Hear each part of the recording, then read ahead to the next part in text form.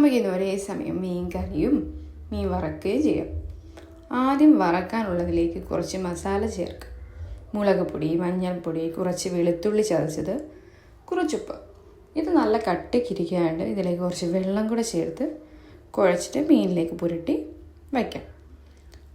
അടുപ്പിലേക്ക് ഒരു ചട്ടി വെച്ചിട്ട് അതിലേക്ക് കുറച്ച് എണ്ണ ഒഴിച്ച് അതിൻ്റെ പുറത്ത് 2-3 കറിവേപ്പിലയുടെ തണ്ട് ഇടുക. അതിൻ്റെ പുറത്തേക്ക് നമ്മൾ പുരട്ടി വെച്ചിരിക്കുന്ന മീൻ വച്ച് കൊടുക്കുക. എന്നിട്ട് അപ്പുറത്തെ ചട്ടിയിലാണ് നമ്മളിന്ന് മീൻ കറി വയ്ക്കാൻ പോകുന്നത്.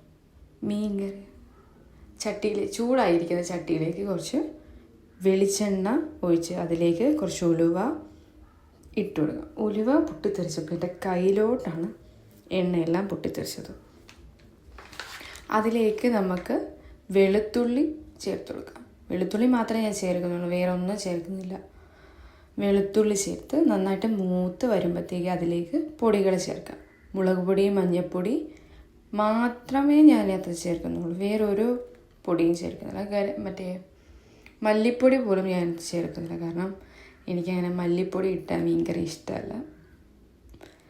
എന്നിട്ട് ഇത് നന്നായിട്ട് മൂത്ത് പച്ചമുളക് മാറി വരുമ്പോഴത്തേക്ക് കഴുകി ഒന്ന് വച്ചേക്കാം.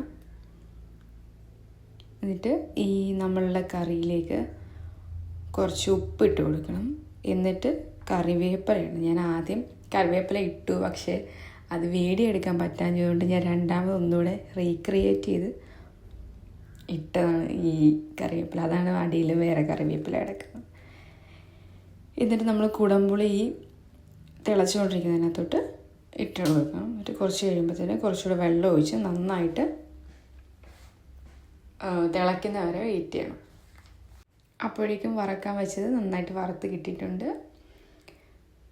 കറിയുടെ വെള്ളം തിളച്ചപ്പോൾ മീൻ അതിലേക്ക് ഇട്ട് കൊടുത്തു. 20 മിനിറ്റ് കഴിഞ്ഞപ്പോഴത്തേന് നമ്മുടെ മീൻ കറിയൊക്കെ നന്നായിട്ട് കുറുകി നല്ല എണ്ണയൊക്കെ തെളിഞ്ഞ് കിടക്കുകയാണ്. ഞങ്ങൾക്ക് രാത്രിയിലത്തേക്ക് കഴിക്കാനാണ് ഈ മീൻ കറി. അപ്പോൾ